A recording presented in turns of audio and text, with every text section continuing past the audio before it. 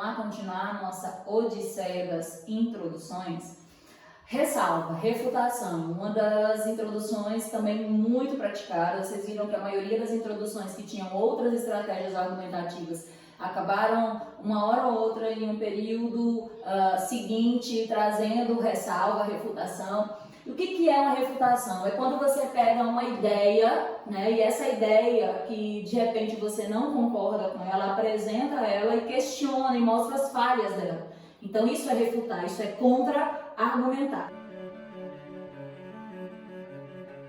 Nesse caso, é uma objeção, é uma constatação de que aquela ideia ela é questionável. Nesse sentido, é muito bom que vocês sempre tenham na cachola de vocês, quando vocês forem questionar uma ideia, sempre trazer o viés científico para questionar essa ideia, né? Uma contra-argumentação, sem dúvida, você vai rebater uma premissa, rebater uma ideia pré-estabelecida. Vamos ver um exemplozinho, tá? Dentre aqueles que a gente já viu, mas olha esse daqui. O advento da internet possibilitou um avanço das formas de comunicação e permitiu um maior acesso à informação. Tá? Então eu tenho uma constatação usando expressões chaves do tema e eu tenho o no entanto como um conectivo. Então lembra sempre, o no entanto, o entretanto, o porém, são elementos coesivos que dão essa ideia de contra-argumentação. A venda de dados particulares de usuário se mostra um grande problema, ou seja, eu apresento a ideia e eu trago uma contra-argumentação dessa ideia. Apesar dos esforços para coibir, apesar dos, também é um conectivo que traz referência a essa contra-argumentação. Então, moral da história, refutação é uma estratégia muito pertinente que vocês podem apresentar a situação, problema e mostrar os elementos que estão contraditórios nessa ideia ou os elementos que podem ser acrescentados a essa ideia. Vamos dar um exemplo aí, né, bem de positividade dessa estratégia. Ela rompe com o senso comum, ela questiona o senso comum, ela demonstra sua capacidade de fazer, né, contrapontos, e isso é excelente. O ponto perigoso, tá? Nem sempre, quando você vai questionar uma ideia, tá? Você tem que ter certeza desse questionamento e é muito importante que você traga um viés científico que não demonstre que você não tenha certeza, fundamentação, consistência naquilo que você está argumentando. Então, o grande perigo é que você possa questionar uma coisa que é inquestionável. Tenha cuidado com isso, tá? Existem várias ideologias hoje na sociedade que estão imperando, né, e tentando ir contra o viés científico. Então, na dissertação do Enem, o que vai ser considerado? As ideias concretas, diretas e científicas. Lembrando que as áreas das ciências, elas não se resumem a ciências exatas, como a gente tem no senso comum de pensar. Ciências humanas, ciências sociais, né, ciências biológicas, tá? Ciências da linguagem, a linguagem também é uma ciência, tá? A psicologia, então, várias áreas de conhecimento.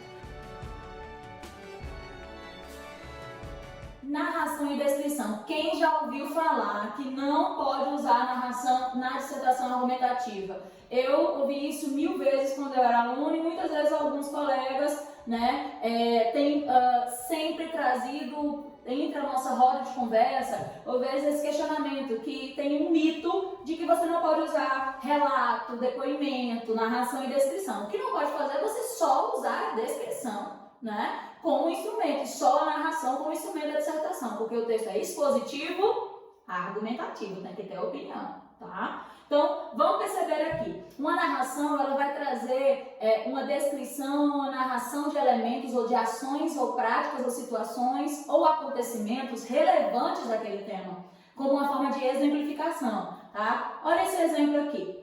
O filme Matrix, clássico do gênero ficção científica, o protagonista, Neo, é confrontado pela descoberta de que o mundo em que vive é, na realidade, uma ilusão construída a fim de manipular o comportamento dos seres humanos, que, imersos em máquinas, que mantém seus corpos sob controle. Ou seja, eu tenho aqui, ó, observa, o nome do filme, o personagem, a categorização do que é o filme, tá? O personagem central do filme e a prática dele. Onde é que está o tema aí? Nas expressões manipular, comportamento, tá? Máquina, fazendo referência ao tema sobre a manipulação dos usuários via internet, né?